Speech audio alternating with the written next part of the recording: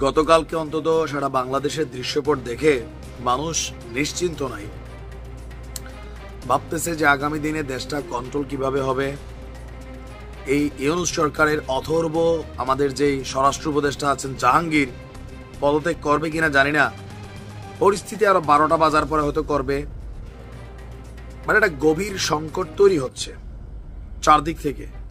সরকার অনেকটা দিশাহারা। যেমন আসিফ নজরুল দেখেন, মানে উনি যে আসেন, উনি যে আগে কথা কইতেন, মনে হয় এখন গায়ের চামড়া চোমড়াই মোটা হয়েছে, মাশাল্লাহ ভালো হয়েছে।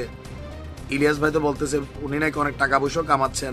সত্যবিদ্যা জানি না, এগুলো তারা বড় বড় লোকের কথা। কিন্তু আগামী দিনে বাংলাদেশকে শান্ত রাখার জন্য সবচেয়ে বড় ভূমিকা যদি দরকার হয় সেটা হবে সেনাবাহিনীর। এই যে জুলাই আগস্ট অভ্যুত্থান, এই অভ্যুত্থানকে সফল করার পেছনে সবচেয়ে বড় ভূমিকা রাখছে কিন্তু সেনাবাহিনী। Lower officer, upper officer, middle officer, doesn't fact প্যাকেজটার নাম সেনাবাহিনী। আজকে আমাদের সেনা প্রধান যিনি আছেন জেনারেল ওয়াকারুজ্জামান, তিনি আপনার একটা আহ্বান জানিয়েছেন সেনাবাহিনীর প্রতি। আহ্বানটা কি? যে আপনার আগামী দিনের নতুন নতুন চ্যালেঞ্জ মোকাবেলায় আপনার সেনাবাহিনীকে সদা প্রস্তুত থাকার আহ্বান জানিয়েছেন আমাদের এই সেনাপ্রধান। যদিও সেনাপ্রধানকে নিয়ে সাংবাদিক ইলিয়াস, পিনাকিরা প্রতিদিনই নানান কথা বলেন, তবে সরকারকে সাপোর্টের বেলায় বা ডক্টর ইউনূসের যে ভূমিকা আমরা সেনাপ্রধানের সাথে দেখি পজিটিভ, খারাপ না। কারণ সেনাবাহিনী মাত্রারে কন্ট্রোল রাখছে, তবে আরও কন্ট্রোল হওয়া জরুরি।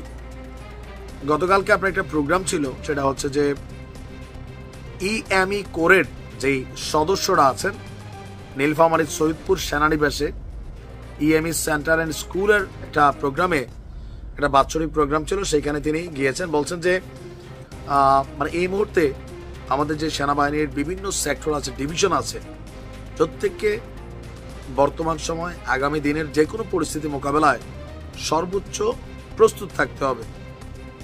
এখন কোনো যুদ্ধ না, এই মুহূর্তে বাংলাদেশের সাথে ভারতের যুদ্ধ জীবনও হবে না। কারণ ভারতের সেনাপ্রধান বলছেন যে সরকারের সাথে ভালো সম্পর্ক না থাকলেও দুই দেশের সামরিক বাহিনীর মধ্যে বিদ্যমান সম্পর্ক চমৎকার। মিয়ানমারের সাথে এই মুহূর্তে যুদ্ধে আমাদের সেনাবাহিনী জড়াবেও না, আমাদের ওই প্রস্তুতিও নাই। হাইরা যাবো, বাস্তবতা হচ্ছে এটা, আমরা অস্বীকার করার সুযোগ নাই। বাট দেশের মধ্যে একটা যে কোনো বড় পরিস্থিতি যে কোনো সময় তৈরি হতে পারে। যুক্তরাজ্য কিন্তু বলছে বারবার যে বাংলাদেশে একটা বড় ঘটনা ঘটবে, হইতে পারে রাজনৈতিক সমাবেশ, কোনো বড় পাবলিক সমাবেশ, যে কোনো জায়গায় একটা বড় ঘটনা ঘটবে। গোয়েন্দা নিশ্চয় আমাদের তথ্য যারা রাখার তারা রাখছেন। তো সেনাপ্রধান এই মুহূর্তে খুবই গুরুত্বপূর্ণ একটা সিটে বসে আছেন।